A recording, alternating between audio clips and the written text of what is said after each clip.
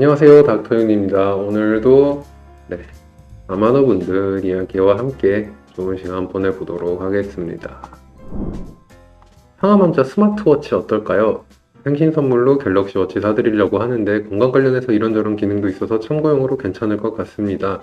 상암환자에게 스마트워치 어떨까요?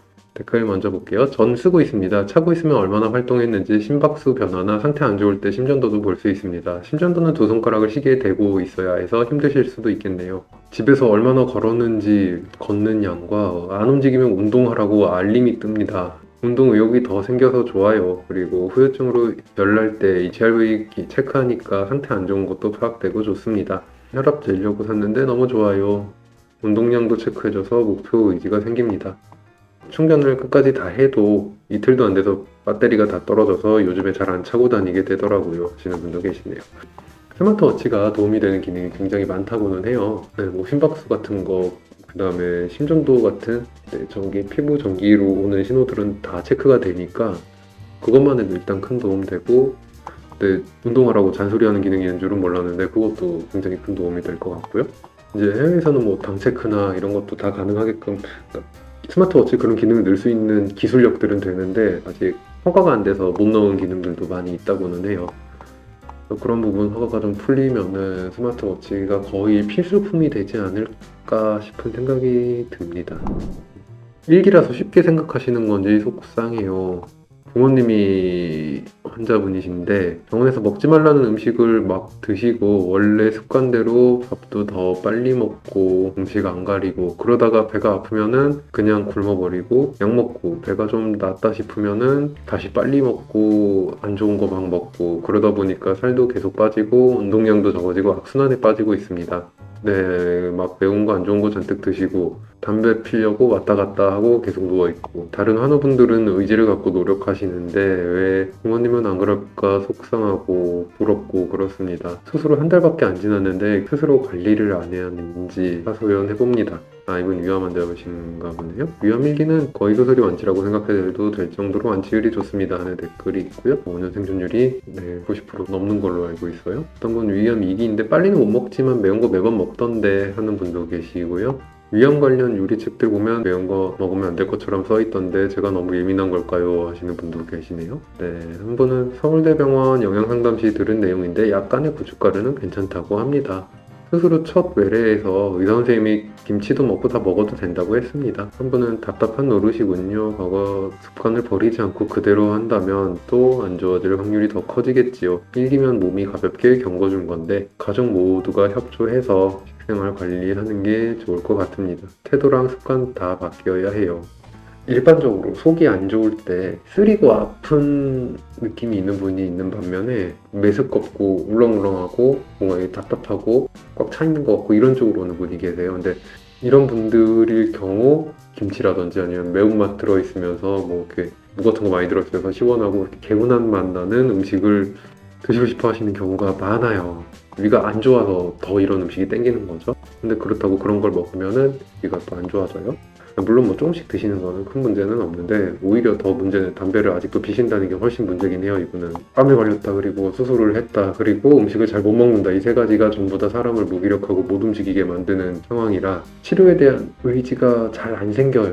그러니까 이런 분들 굉장히 많지. 아무것도 안 하고 싶어하는 우울증 비슷한 거라고 생각을 하셔야 돼요. 마음에도 같이 병이 있다고 생각을 해주셔야 돼요. 이게 몸에서 온 병이 마음으로 같이 문제를 일으켜서 오는 증상이라고 생각을 하셔야지 사람이 나빠서 그러는 게 아닙니다. 그래서 어떻게든 체력과 컨디션을 회복해 가면서 나아갈 수 있게끔 끌어주시고 그게 선순환이 되기 시작하면은 좀 더 환자분도 적극적으로 치료에 동참을 해주시고 더 많이 좋아지고 이런 쪽으로 많이 가요. 집에서 보호자분들이 힘드시더라도 적극적으로 돌아설 수 있는 계기와 노력을 꾸준히 해주셔서 일정 이상 경계선만 딱 넘어가면은 이제 선순환 고리에 들어오기 시작하니까 그때까지만 열심히 노력해 주시는 게 좋겠습니다.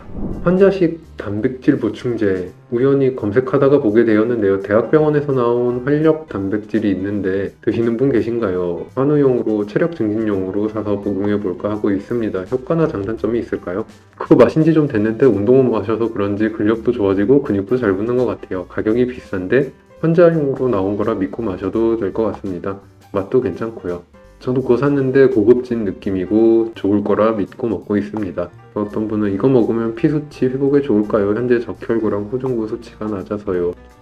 음식을 잘 못 먹으니까 뭔가 영양소를 보충할 수 있는 보충제들 종류가 많이 있고 도움되는 것들이 많이 있어요. 병원에서 만든 요 단백질 보충제를 드시는 환자분을 제가 아직 보진 못해서 뭐라고 정확하게 말씀드리기가 어려운데, 일반적인 경우 단백질 보충제를 드신다 그러시면은 저는 어지간하면 드시지 말라고 얘기하는 편이기는 해요. 그게 생각보다 몸에 문제를 많이 일으켜서, 그리고 그거를 그렇게 먹어야 될 정도로 운동량이 많거나 음식 섭취량이 적은 경우도 드물고요. 특히 아마노 분들 같은 경우에는 단백질 보충제 따로 먹을까요? 라고 물어보셨을 때 저는 열이면 9 이상은 드시지 마세요 라고 말씀을 드려요. 꼭 필요한 경우도 있기는 하지만, 근데 일반적인 경우 대부분 상황에서는 필요치가 않습니다. 왜냐면 다른 식으로 섭취하는 거에 비해서 부작용이 많아요. 근데 병원에서 환자용으로 나온 거니까 이 제품은 성분이 어떻게 다른지 몰라서 제가 말씀드리기가 어려운데, 물론 단백질을 충분한 양을 섭취하는 건 굉장히 중요하긴 합니다만 단백질 위주로 식사를 하는 게 꼭 좋지는 않아요. 보통 뭔가 이렇게 보충제 같은 거를 드시려고 하시는 분들 경우 단백질 위주로 드는 것보다는 골고루 드는 걸 드시라고 말씀을 많이 드려요. 그게 건강에는 더 좋습니다. 단백질 위주로 많이 돼 있는 거는 하루에 적어도 3시간, 4시간 이상 근력 운동을 하시는 분들께나 필요해요. 그래서 환자용으로는 적합하지 않은데, 지금 이 병원에서 나온 단백질 보충제가 단백질 위주로 구성이 됐는지 다른 게 잘 섞여서 균형 잡히게 잘 돼 있는지 그건 제가 보지 않아서 알 수가 없습니다. 만약에 근데 이걸 올려주신 분이 굳이 체력 증진용으로 뭔가를 사서 드셔야겠다라고 생각을 하신다면 그냥 식사량을 골고루 조금씩 더 많이 드시는 거를 추천을 드려요. 간식을 한 끼 더 드시거나. 5년 무사 통과 해냈습니다. 대장암 3기셨는데 5년 추적 관찰했고 산정 특례 종료 안내문을 받고 마지막 검사를 무사 통과하고 정식으로 졸업했습니다. 다음번 검사는 20개월 후로 정하고 이것도 통과하면 2년 6개월 내지 3년으로 검사 주기도 늘어난다고 합니다. 우리 모두 희망과 용기 잃지 않는 한 5년 무사 통과 누구나 찾아옵니다. 축하드립니다. 이런 분들이 많아야 될 텐데 축하드립니다. 이렇게 추적검사 열심히 받다 보면 5년 금방 지나갑니다. 긍정적인 마음으로 잘 헤쳐가신 것 같습니다. 저도 꼭 그 길을 걸을 수 있기를 바랍니다. 진심으로 축하드립니다 하는 분도 계시고, 네. 초심 잃지 마시고 건강관리 잘 하시고 전이나 재발 없이 평생토록 건강한 삶 유지하시고 행복한 일만 가득하시길 바랄게요. 대단한 분이신 것 같습니다. 보통 5년 채우기 전에도 생활 습관 무너지는 분들이 많으신데 잘 채우고 그 뒤에도 쭉 이어가실 수 있는 분인 것 같네요. 590일 정도 남았네요. 다음 주 정기검진을 앞두고 있는데 좋은 기운 받아갑니다. 보통 이제 3년, 4년 넘어가기 시작하면은 그때 돼서 갑자기 문제가 확 하는 경우도 있지만 그렇지 않은 경우가 훨씬 많기 때문에 어느 정도 환자분들이 이제 감이 와요. 4년 차 넘어가기 시작하면은 5년까지 이제 큰 문제 없이 가겠지 설마 하면서 이제 조금 마음도 편해지고 느슨해지기도 하고 5년을 향해 이렇게 가는데, 그래도 또 이렇게 5년 지나서 산정특례가 끝난다는 편지를 받으면 느낌이 또 확 다르죠. 그렇다고 해서 갑자기 또 이제 나는 완전히 종결이야, 난 판정 이전의 삶처럼 100% 돌아가 버리면 안 됩니다. 건강관리 꾸준히 하셔야 돼요. 그 다음에 그 글 보시면 5년 이후에도 추적 관찰 검사가 있는 거냐 이렇게 생각하시는 분들이 계실 수도 있어요. 5년 완치인데 그 뒤에 뭘 검사를 하냐.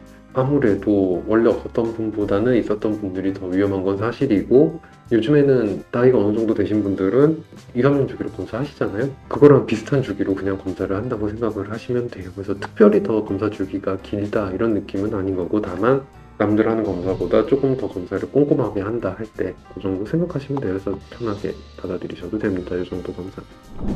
오늘은 기분 좋게 여기까지 하고 끝마치도록 하겠습니다. 다음 시간에 뵙겠습니다.